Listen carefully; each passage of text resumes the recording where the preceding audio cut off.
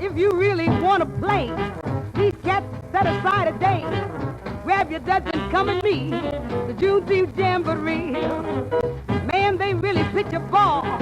Load of wigs, the jobs and all. Everything is strictly free. The Juneteenth Jamboree. There's no shirking, no one's working. Everybody stop. Guns are chopping, corks are popping, doing the Texas hop. If you really want to spree, chicks galore are guaranteed. Grab your Dutch and come at me. The Juneteenth Jamboree. Yeah.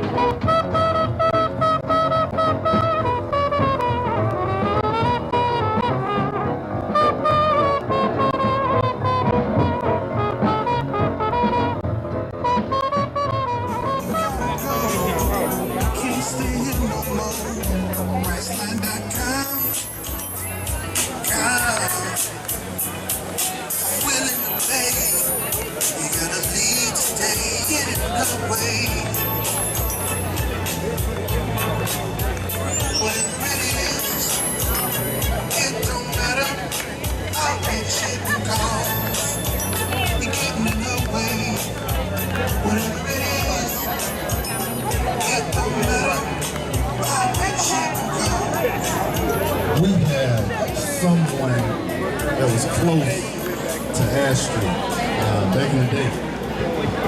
By way of the Duck Inn. Miss Patricia has written a poem that she would like to share with you. Hey, come on up.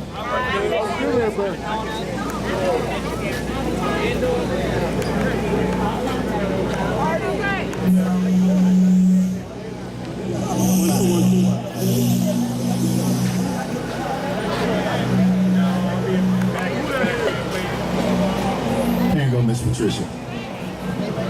How you doing, little man? Hello, everybody. I'm glad to be here. This brings back memories. I used to be too young to get in the club with Astrid, but I used to make the signs for Duck Inn and all the other clubs up here. But I just want to thank everybody for being here, and I want to thank everybody for letting me be a part of it. I wrote a poem called Making Something Happen. Bless us, Lord, with your presence as we stand strong today. Glory be thy struggle, blessings in every way. Lost at heart and walk through life in streams, thankful for great blessings, turning nightmares into dreams. Secrets of a painted picture reveals imperfection, all the Lord's work headed in our direction. The right to be free, we belong here, as we laid our heart to be treated fair. When faith grows, the mind wants more, one step forward, opening a new door. Keeping our hearts strong inside for everything that this world provides. Time will heal our many wounds, but scars are forever. Doing our fight in prayer while keeping our souls together. As it rains, our spirits free, the King of Glory watches over me. Doing amazing things in life and following our destiny. As we walk together, side by side, hand in hand, a journey of faith, He alone controls this land. As we celebrate our freedom wholeheartedly, our strength gave us the hope to survive daily. Thank you. Let's give Miss Patricia a big hand for her poem. Miss Patricia said she was too young to get in the Duck Inn, but she made the signs for it. Way to go. Mike, are we ready? Okay.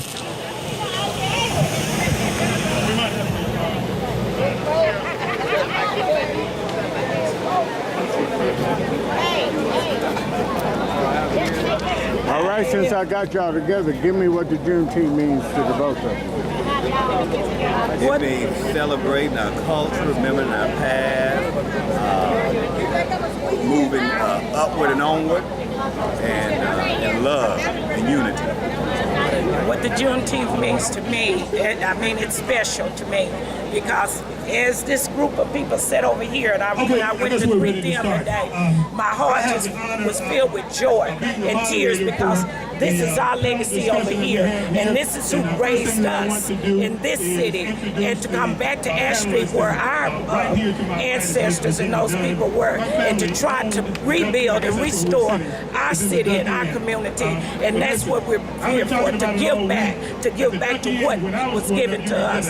And I am just so elated to be here and even to stand up with Representative Hodges. You've done a great job orchestrating this. I salute the whole team. That's what I'm talking about. Thank you, Mr. Dr. Herman Strickland, who just happened to be a second grade principal, and gave a classmate of mine and I the opportunity to go out and raise the flag every day and bring it back. And we learned how to fold the flag. And he was just a great principal, and we enjoyed him and really appreciated him.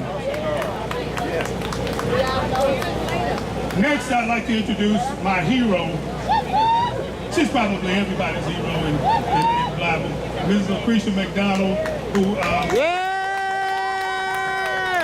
Mrs. McDonald was a teacher in the Blythe School District when I was in high school, and not only that, they have run a business for as far back as I can remember, and I'm sure that it went back before I came along. And finally, my 6th grade teacher is here. She's a little sister of Dr. Herman Strickland. She was my 6th grade teacher at Central Elementary School. And these folks have an awful lot of knowledge about Ash Street and Blythe, especially Ash Street when it was in its heyday, when it was a thriving business district for black people. And there was a lot to learn about Ash Street, and Mrs. McDonald is sitting there with the photo propped up by her. Ms. Dunn brought that photo in, and it's a photo of the heyday of Ash Street, and then another photo of Ash Street now. And you can take a closer look at this photo if you like. You can come right up and take a look at it. I think it's phenomenal. And the history is in the top photo, and we're about to hear some of the history. So let's go on and get started. Ms. Dunn has a microphone, so Ms. Dunn, you can start off. Good evening. I'm Virginia Dunn. Good evening, Ms. Dunn. The microphone, go on. I am Virginia Dunn, and I've been on Ash Street for quite a few years. My mother owned a restaurant, the Duck Inn Cafe, but we came on after Ash Street. Some of the businesses on Ash Street was a theater. My daddy would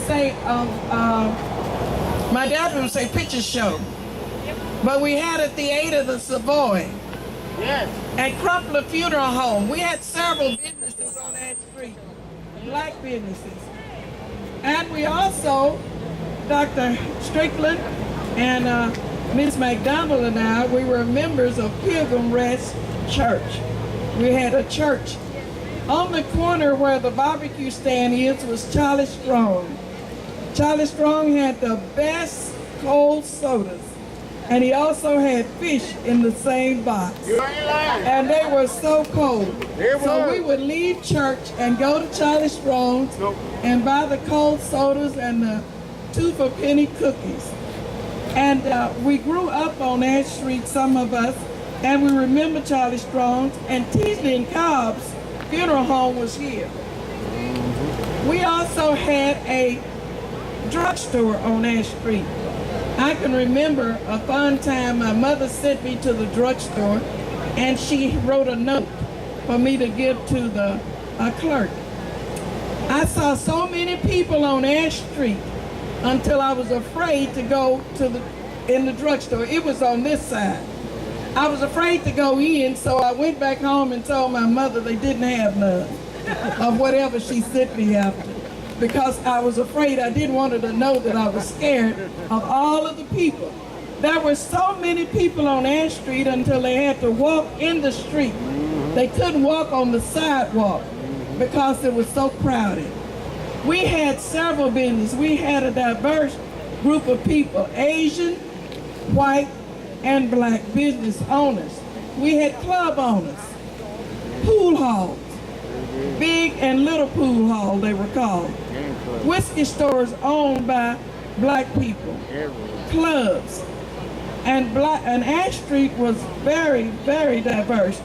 Doctors, we had dentists, Dr. Nunn, Dr. Keith, and we also had a Dr.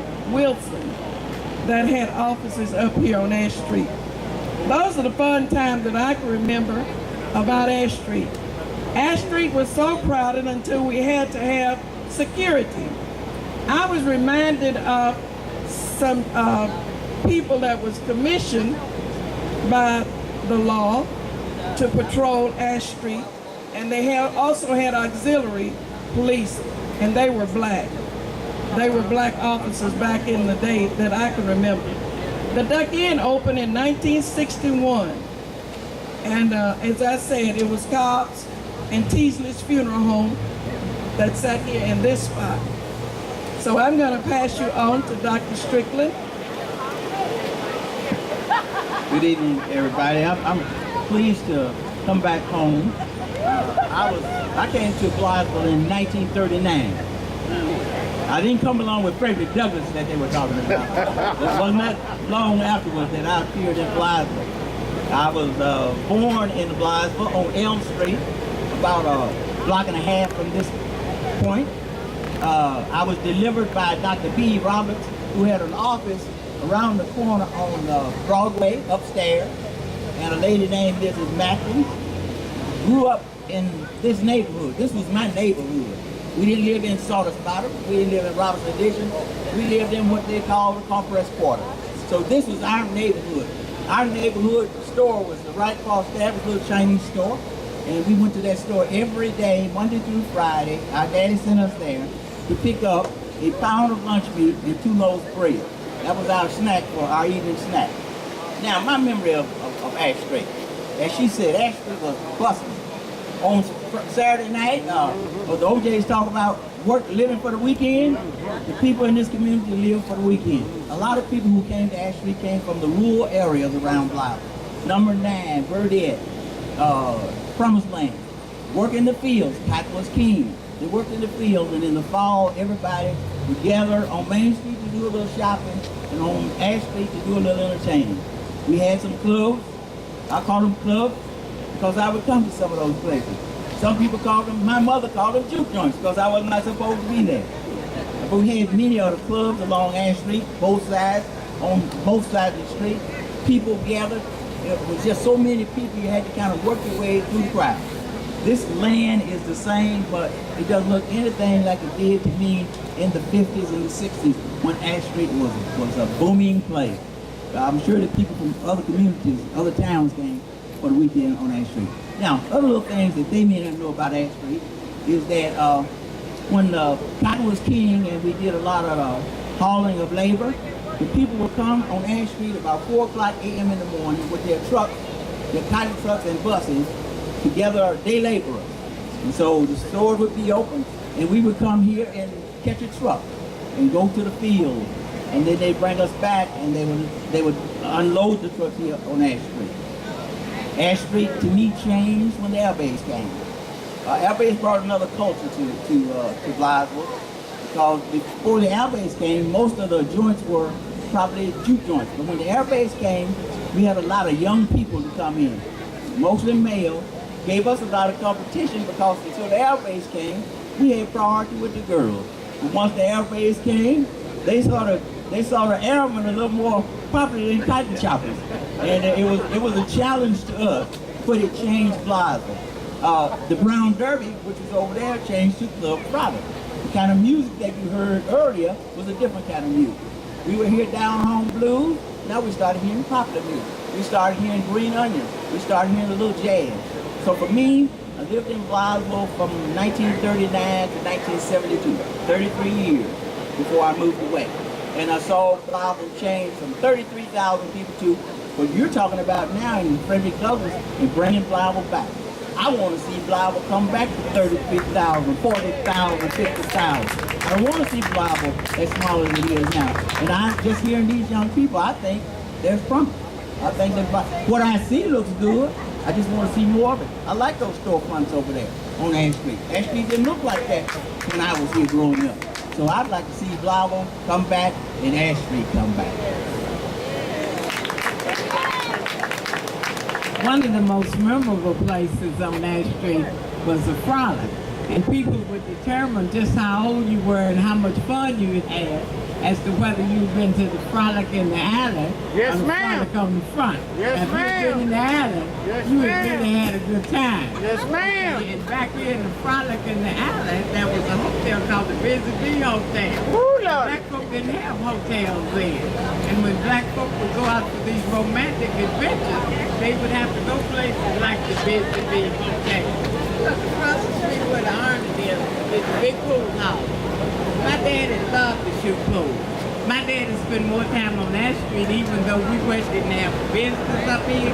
This is where my daddy spent his time. And I look forward to us getting a death call so I could come up here to the big pool house and stand there and look at the door and peep at the folk, and the women would be dancing, and look, and you get across the street over here at the Hock and Hog. Yeah, the Hock and Hog would have that door wide open. They had the best, what we call vendors, seabirds, music machines that they play. And you see the ladies dancing in the Hock and Hog and all in the clubs and everything. Look, and there's another part of Ash Street that I want to talk about. And that's the fact that Ash Street had a mayor. Now, it wasn't an elected mayor like the mayor of the city of Blytheville now. The mayor of Ash Street had to do with a Cotton Makers Jubilee Parade in Memphis. These people were considered dignitaries to participate in the parade. But basically, Ash Street was a fun place for black folks to be. Sure was. Sure was. Hello, my name is Sue Strickland Jeffers. Hey, Miss I Jones. am the last of the Strickland clan of Myron and Rachel Strickland. I wasn't born during the time of Frederick Douglass. I came along about 7 years after he did. My memory of Ash Street was riding my bicycle over here at the railroad track to the Chinese store to get the 2 loaves of bread and a pound of lunch meat in the afternoon or evening. I also remember the Savoy Theater. The Savoy Theater, you could go to the Savoy for 10 cents. And my mother and father would give us 15 cents. That's a dime to get in and a nickel to spend. Now, if you had more than a nickel, you were really uptown. But we didn't have TVs, so we could go to the show 3-4 times a week. They would show, you could go at any time. They just played them over and over. You could, if the movie started at 1 o'clock, you could go in at 2:30 and sit through it, and you could see it over and over and over. Now, another thing about the Savoy was they would have what we called a halftime, where they had to rewind the movies. So you all, I guess black people have always walked, because when the movie would stop to be rewound, we'd get up and just walk around. And you had to you couldn't go opposite. You just got in the crowd and let the crowd just move you on around back to where you were. And we went to the movie on Sunday, Saturday, Sunday, Tuesday night, because they changed. And then on Thursday night, Friday night. Now, mind you, we were not rich, but we had 15 cents.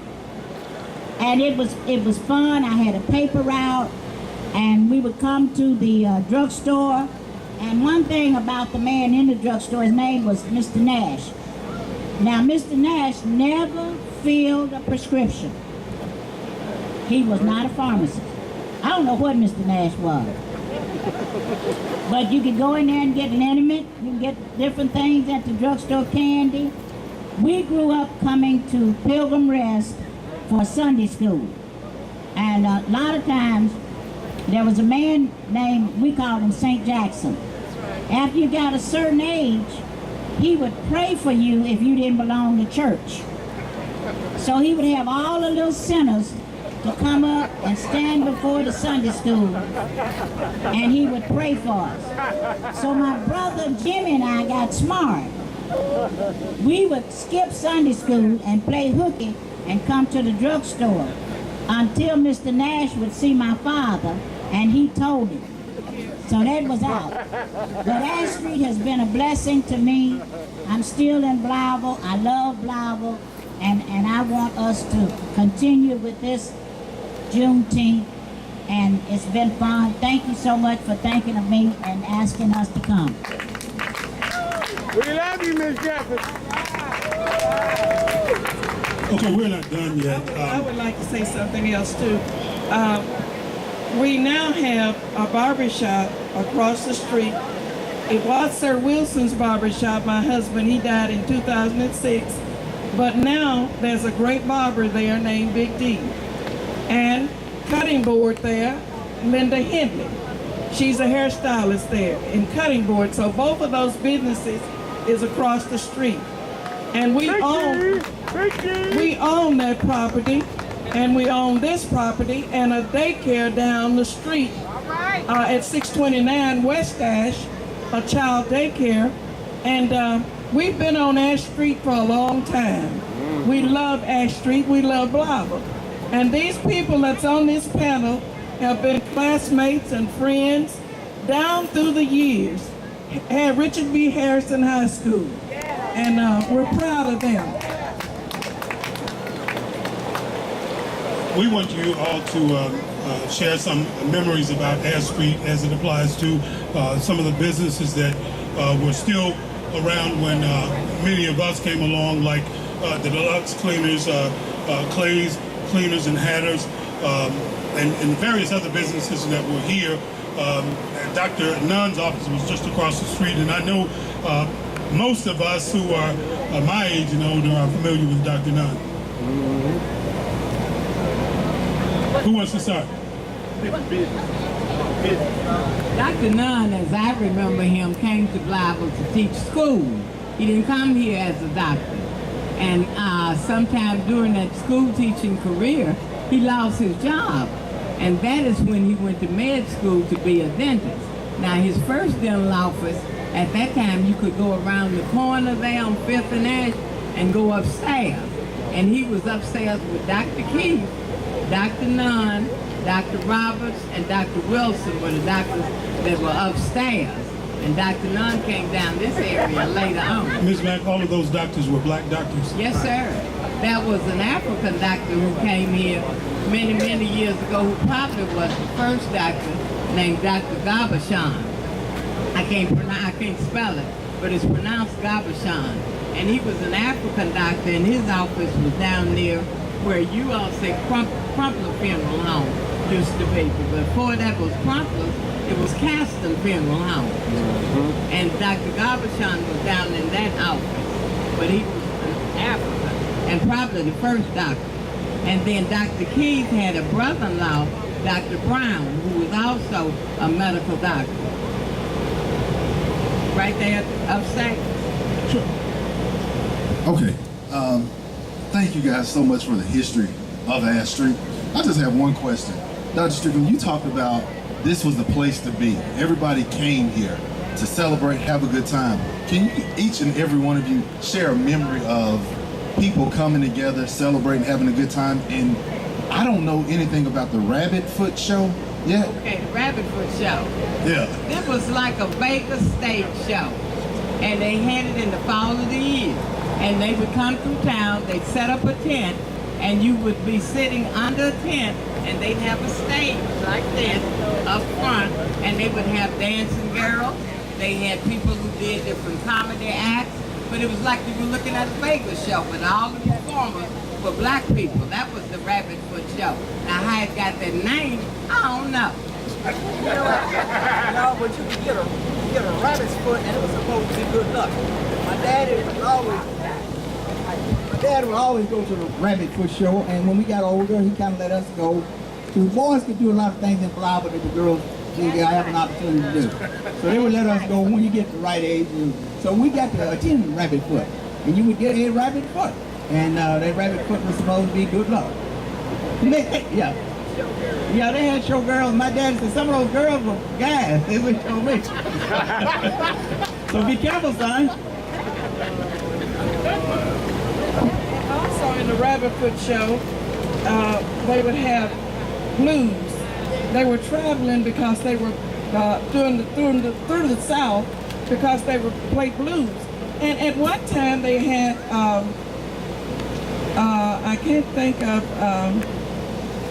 of the name, but they tap dance. They would tell jokes, and of course they would play blues and dance.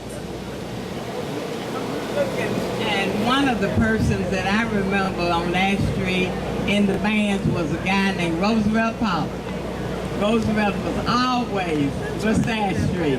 He's living here in Blytheville now. Right. Yes. And still singing. Yeah, and Roosevelt could go back and tell you about what happened on that street probably better than any of us could. That's one of the questions we wanted to ask.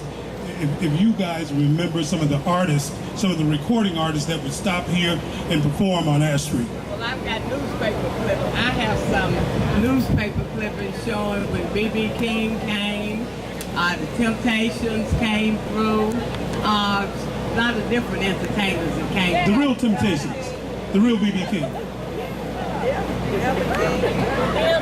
And Rufus Thomas. Rufus Thomas came up and sang at a funeral that I had. Disney. It operated the state line. Okay, Rufus Thomas came to that funeral.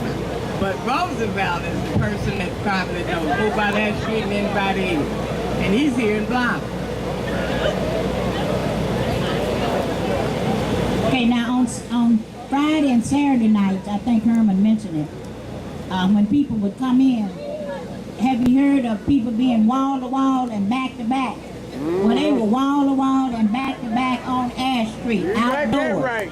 You got that right, Miss Jones. Yeah, and so people would come and just watch them. And again, we like to walk, so we would walk from down here all the way down and back and all the way down on Friday and Saturday nights. Because there were several different clubs and pool halls here. Is that what people did? Go from one place to the other, party at one place for a while and move to another? Well, you had a different crowd that went to certain places. And then you got another segment of Blytheville that we haven't talked about, and that's down in Old Town, the folk that came to Old Town. And then Old Town was closed down, that was down there Hayes. And it would close down about dusk dark, and all those people would come around the Ash Street. But certain people went to the Frolic. Certain people went to the Club Zanzibar. Certain people went to the Brown Derby, Huck and Hub. Everybody had its own crowd. And look, back then, there wasn't no difference between church folk and street folk back then. No wasn't. Everybody went to the street. You sure and right. Everybody came to church. Same folk. Sure right. Most of the folk that owned these joints on Ash Street, they were church folk. Sure was. Wait, I mean, like, They sure was, Miss Ray. Yes, they. Oh yeah, they were. Well, all of us that came on Ash Street went to church. Oh yeah. Oh yeah. I hear Ash Street had a good vibe to it, and that's one of the things that I'm learning and I want to bring back, just in the community itself. Can you talk about like the family life? Like, you know, I hear that you said a lot of people were farmers. Cotton was king, but what got people together and, you know, they got along and in harmony? Can you just talk about the aspects of what made Blytheville and Ash Street special to families and what it meant to them, or meant to you? Well, I'm telling you, Ash Street meant a lot to me because, like I said, it was my neighborhood. But what really brought, to me, black people together in Blytheville, and we're talking about Jim Crow law, was Harrison High School. I'm wearing this little shirt. Young people had most of their entertainment at the high school. Everybody could come to a sock hop at the high school, but everybody couldn't come to the Friday because, you know, some of the churches did not come till Friday. But now all of us could come to Harrison. And I remember when we had our prom, our high school prom at Harrison, we didn't have a lot of young adults to stay in Blytheville because they made the same thing that I made at 12 chopping cotton. It was no different. So when we finished high school, the few of us went to college, the other few went to the Army, and the others went north where we could make a living, a decent living. So that left a void, I say, until the airplanes came, of young adults. So when we had the prom at my high school prior to 1951, I guess, adults would look forward to coming to the prom. And the adults that were here, the young adults would dress up just like high school students, get their white jacket and their black slacks and come to the party. to the high school. So I think the high school was the thing that brought communities together, along with the church. Everybody went to the same high school. Talk about the Cotton Carnival. Then the next thing you got to remember, we were limited on where we could go. You didn't go past Main Street at night. So we ended up congregating on Ash Street because that was our street. That was our community. And we didn't need anything else. We had doctors, we had grocery stores, we had juke joints, we had everything. I had a church. So we were just kind of restaurants. So we were kind of limited. We never went past Main Street. So I think that was a contributing factor. Cotton Carnival. Cotton Carnival was basically a Memphis affair. And only input I believe the Bible had was when they elected those black mayors. But this black mayor position was a position of distinction, of honor. It didn't have anything to do with the underworld, criminal element, or anything like that. But this was Bible's representation to be in the Cotton Carnival down in Memphis. And very few of us actually saw that because we didn't have cars. So we didn't get to Memphis to see that parade and all. So these were things we heard about because you had only a certain group of people that had cars and the ability to go and play. We did. This worked. We had an opportunity to go to the Cotton Carnival in Memphis because we had an aunt that lived on Carpenter Street in North Memphis. And my father would let us get on the train and go to the Cotton Carnival, and we spent a couple of 3 days in Memphis. But we had something over here during the Cotton Carnival that was associated with activities, most of them for the Caucasians, but we were kind of on the fringes of that. And we had what we called the National Cotton Picking Contest. And it was out at the fairground, which we may or may not have gone out there. But I do remember my brother Jimmy saw Elvis Presley performing at the Cotton Carnival before he got famous. He was right here in Bible. He was at the little event that they had there. But it was not the big Cotton Carnival that was in Memphis. But we had a little activity, and the National Cotton Picking Contest took place here.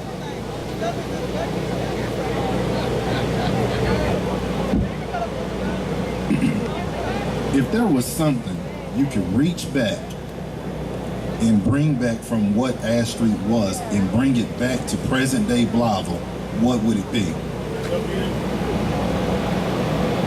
It would be the Duck Inn, thank you, and more businesses, more black-owned businesses, and you know, that's what I would do. I would want to see more independent black-owned businesses providing jobs for others. I would bring Eckers Air Base back. I probably want to bring the air base back too because that's where I got a husband. I might get another chance. Well, I didn't get my husband from Acre Air Force Base. But I would like to see more. I would like to see black people come together and have a plan. Get a plan of where we are going, where we want to go, and try to get there. That's what I would like to see. Do any of you have any knowledge of the Brotherhood of Compress Workers? Oh man, yeah. Okay, talk to us about the Brotherhood of Compress Workers. My daddy was a head cotton. What was he? He was a cotton tire. Yes, sir. And the Elks Club. We had the Elks Club too, but it operated.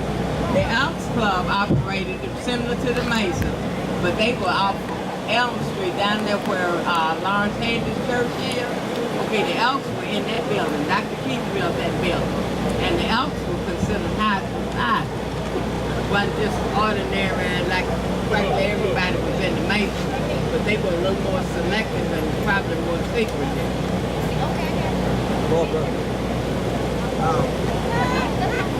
Mrs. Ann Wiley did a really good book, and Mrs. Willie Robinson sent me a copy as a gift. And she has in it a lot of history of Bible And one of the little articles in there about the Royal Brotherhood, and she talks about it was common people. They all worked at the complex, and the superintendent of the complex was a decent Caucasian, and he let them establish a club. And they also had a little building on the corner of Cleveland and the railroad, and they tried to do things to improve conditions for people in Gloucester, just ordinary people. In fact, they were also Democrats, the Democrats, Black Democrat caucus, not a caucus, but a Democrat group. And I saw pictures of them in that book. It's called the Bicentennial or something. It's a little blue book. I wish you'd get a copy of it. It's really important. What's the name of that, Dr. Abraham?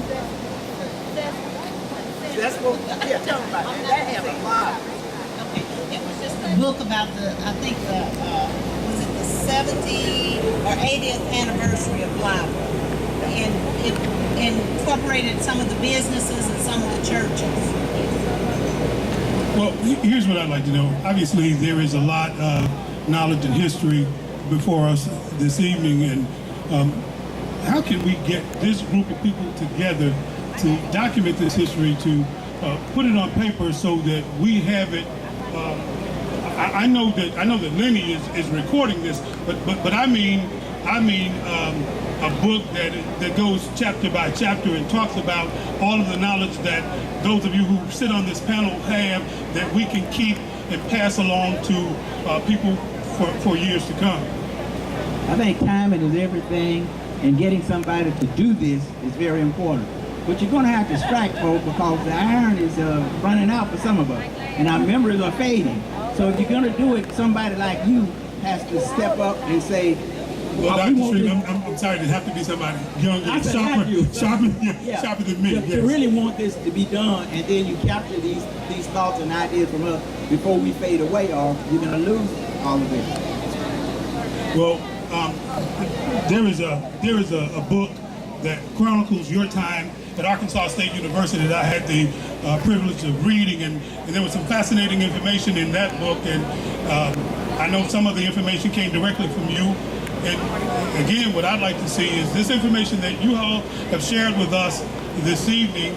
I'd like to see that documented on paper so that we can keep it for historical moments when even I've gone away, that there will be people doing the Juneteenth celebration and they can look back on this history and talk about it and have fond memories of what you all have talked about with us this evening. So we got to get somebody to hold their hand up and say that they will interview these people and reduce that to paper so that we have it for eternity. Yeah, I would like this. 100 years from now, you have these rhetorical contests, and you have these young people talking about Dr. Herman Strickland. Talking about, instead of bringing the Douglas. Right.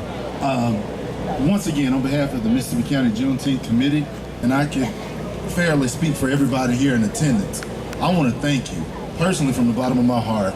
As being a resident born in Blytheville and coming back home to understand the history and legacy and understanding the key members that laid a foundation for us, I thank you. And on behalf of the committee, we have some small tokens here for you. Yes. On behalf of the committee, these gifts were sponsored by Nice Pack Incorporated. It's a company in Jonesboro, Arkansas. They're in the white business, baby wipes, household wipes, cleaning wipes. So you got a lot of little gifts. And then we're also giving you the life of Frederick Douglass, a narrative of Frederick Douglass as well, that you could possibly share with someone in your family as well. Before you consider yourself done, we'd like to know if you have any parting thoughts for us. I would like to thank you so very much, and if you need me on a panel next year with these nice gifts, I will be glad to come back. Thank you so very much. It has been an honor, and thank you for thinking of us. And God bless you. Thank you all. Yes. Thank you. Thank you very much. Thank you. Thank you. Thank you all. Thank you. All right, everybody, we're at the part of the program that I hope we can reach back in the past and have a great time. DJ Minnie, we're ready for you. see you. Good to see you.